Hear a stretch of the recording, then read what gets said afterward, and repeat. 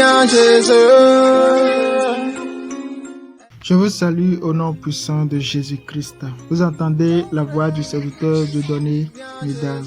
Le thème de mon message de ce soir, c'est le Messie promis. Nous allons lire la parole de Dieu dans l'Évangile selon Luc, chapitre 24. Nous allons lire le verset 17 à 21 et ensuite le verset 25 à 27. Écoutons la parole de Dieu. La Bible dit ceci. Il leur dit, de quoi vous entretenez-vous en marchant pour que vous soyez tout triste? L'un d'eux, nommé Cléopas, lui répondit, es-tu le seul qui, séjournant à Jérusalem, ne sache pas ce qui y est arrivé ces jours-ci? Quoi? Leur dit-il. Et ils lui répondirent, ce qui est arrivé au sujet de Jésus de Nazareth, qui était un prophète puissant en œuvre et en parole devant Dieu et devant tout le peuple, et comment les principaux sacrificateurs et nos magistrats l'ont livré pour le faire condamner à mort et l'ont crucifié. Nous espérons que ce serait lui qui délivrerait Israël. Mais avec tout cela, voici le troisième jour que ces choses se sont passées. Le verset 25. Alors Jésus leur dit, ô homme sans intelligence et dont le cœur est lent à croire tout ce qu'ont dit les prophètes, ne fallait-il pas que le Christ souffrit ces choses et qu'il entra dans sa gloire? Et commençant par Moïse et par tous les prophètes, il leur expliqua dans toutes les Écritures ce qui le concernait. Que Dieu bénisse sa parole au nom puissant de Jésus-Christ. Je prie également que Dieu m'accorde l'onction de pouvoir communiquer ce message d'après son cœur au nom puissant de Jésus-Christ. Amen. Le Messie promis. Nous voyons dans ce passage qu'il s'agit de Jésus-Christ après sa résurrection. Il était en chemin avec deux de ses disciples qui allaient dans un village qu'on appelle Emmaüs. Et pendant qu'ils étaient en chemin, ils étaient en train de parler. Et Jésus a commencé par faire chemin avec eux. Et Jésus leur posa la question, de quoi vous entretenez-vous? Et ils disent, es-tu le seul à Jérusalem qui ne sait pas ce qui est arrivé ces jours-ci? Et Jésus dit, quoi? Qu'est-ce qui s'est passé? Et puis ils ont dit que tu ne sais pas ce qui est arrivé à Jésus-Christ de Nazareth, le prophète. Nous espérions que ce serait lui qui délivrerait Israël. Donc, tous les enfants d'Israël espéraient la délivrance que Dieu va leur donner par un homme promis. Tous attendaient la venue du Messie parce que le Messie est une promesse de Dieu. Et tous les enfants d'Israël attendaient l'accomplissement de la promesse de Dieu. C'est pourquoi nous parlons du Messie promis.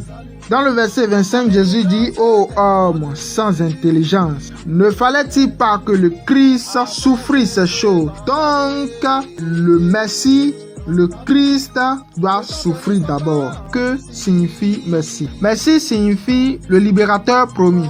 Le Christ, le sauveur de l'humanité, l'envoyé de Dieu, le oint de Dieu, le Fils de Dieu, le Seigneur, selon Malachie 3, verset 1. La Bible dit ceci dans Michée 5, verset 1. La Bible dit ceci. En toi, Bethléem, Ephrata, petit entre les milliers de Juda, de toi sortira pour moi celui qui dominera sur Israël et dont l'origine remonte aux temps anciens, au jour de l'éternité. L'origine de ce Messie remonte aux temps anciens et aux jours de l'éternité. Cela veut dire que le Messie qui est promis a une nature divine. Amen. Le Messie promis, c'est Jésus-Christ. Le Messie promis est Dieu. Amen. Et il y a beaucoup de prophéties qui ont parlé de la venue du Messie. Lorsque nous lisons dans Deutéronome 18, le verset 15, la Bible dit que Dieu suscitera un prophète d'entre les enfants d'Israël et il faudra que tous les enfants d'Israël l'écoutent. Et quiconque ne l'écoutera pas, c'est l'Éternel qui va le punir. La Bible dit ceci dans Ésaïe 53 à partir du verset 4 jusqu'au verset 5. La Bible dit ceci. Cependant, ce sont nos souffrances qu'il a portées, c'est de nos douleurs qu'il s'est chargé. Et nous l'avons considéré comme puni, frappé de Dieu et humilié. Mais il était blessé pour nos péchés, brisé pour nos iniquités. Le châtiment qui nous donne la paix est tombé sur lui et c'est par ses meurtrissures que nous sommes guéris. Nous étions tous errants comme des brebis, chacun suivait sa propre voie et l'Éternel a fait tomber sur lui l'iniquité de nous tous. Il a été maltraité et opprimé et il n'a point ouvert sa bouche. Semblable à un agneau qu'on mène à la boucherie, à une brebis muette devant ceux qui l'attendent. Il n'a point ouvert sa bouche. Amen. Et dans Actes des Apôtres, chapitre 8, le verset 30, la Bible dit ceci. Philippe accourut et entendit l'Éthiopien qui lisait le prophète Ésaïe, donc la prophétie du prophète Ésaïe.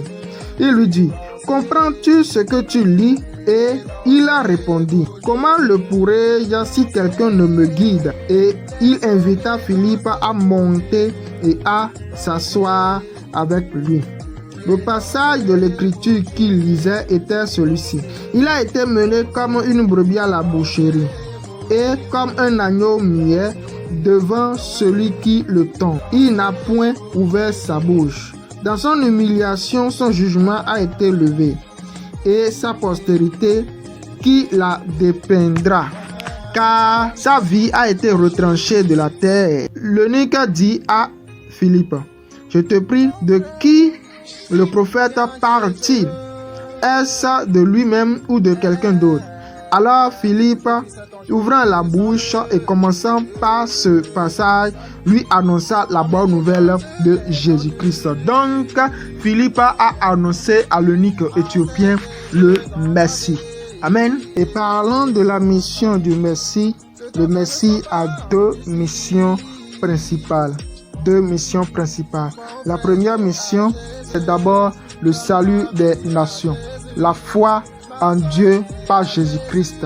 Lorsque ceux qui croient en Jésus-Christ seront sauvés, alors il sauvera en dernière position la nation d'Israël. Nous lirons cela dans Matthieu chapitre 1, le verset 21. La Bible dit ceci.